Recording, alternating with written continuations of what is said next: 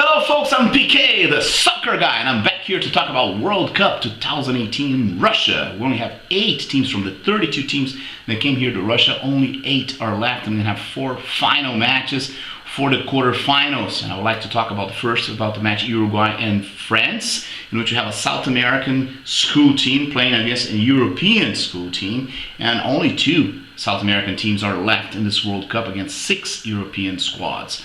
I would say Uruguay has a better defense with Muslera as the goalie, very experienced goalie, a better defensive duo with Godin and Jimenez, who play together for Atletico Madrid and know themselves very well. They only suffer 1 goal, so they have the upper hand in the defense. In the middle, not very fast, not very creative, but they change the players. The coach Oscar Tavares keeps changing the players all the time. Like sometimes he comes up with Carlos Sanchez and Christian Rodriguez and Vecino and Rascaeta in the second half, and that change really keeps the team fresh. And I think that's probably a very good idea for the Uruguayans up in the middle. And then forward line, they have Cavani and Suarez, who are great players, 2 great strikers up front, which are very tough to be controlled, especially from a team like France, who does not have a brilliant defense, and that has shown to us even in the match in Argentina where they suffered 3 goals. France has the upper hand in the middle, where they have a better midfield with Matuidi, Pogba, Kanté, more talented players, and have very talented players up front too, with Griezmann and also Mbappe, which is one of the sensational players of this World Cup.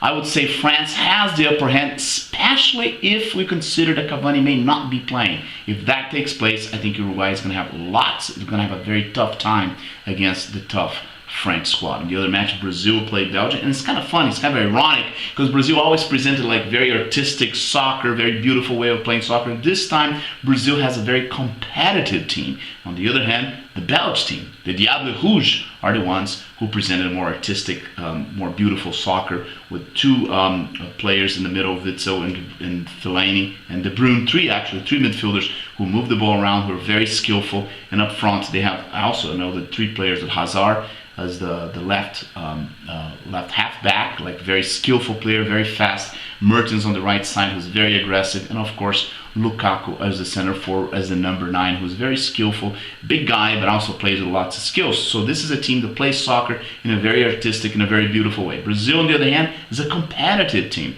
They use 2 defensive midfielders with Casemiro and Paulinho. By the way, Casemiro is not going to play. He's going to be replaced by Fernandinho, which is a player which I have contested many times, not due to the technical problem, which I consider Fernandinho. I don't consider him good enough to be in the Brazilian squad. However, my critics towards this player is towards the moral aspects of it. He was probably one of the biggest causes for Brazil loss to Germany by 7-1 in the semifinals in 2014, and I'm surprised that he's back in this World Cup. So I think this should be investigated thoroughly before even calling this guy to come back and play. He's going to be there, and for the moral aspects, I'm quite concerned. But Brazil has a very solid team, excellent defense with Thiago Silva and Miranda, great forward line, especially on the left side with Neymar and Marcelo coming up from the left side, and also Felipe Coutinho. And Willian now is playing much better too. So Brazil has the upper hand. If I were the coach, I'll probably use Firmino instead of Gabriel Jesus as the number 9, as the center forward.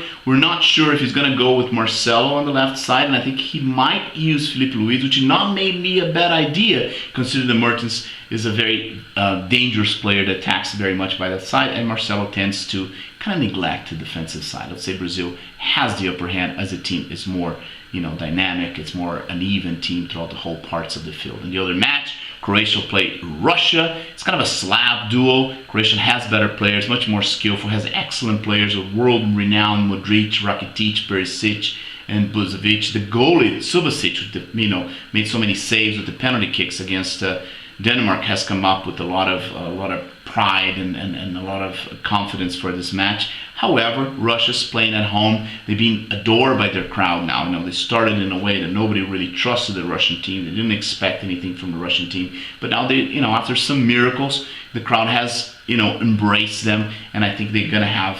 It's going to be a very tough match.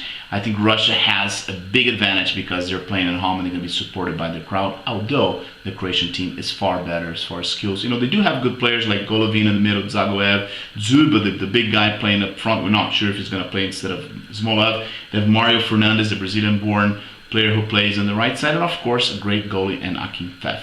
So it's going to be a tough battle I wouldn't make a call. I'd say Russia probably has a slight advantage because they're playing at home, although the Croatian team is far better.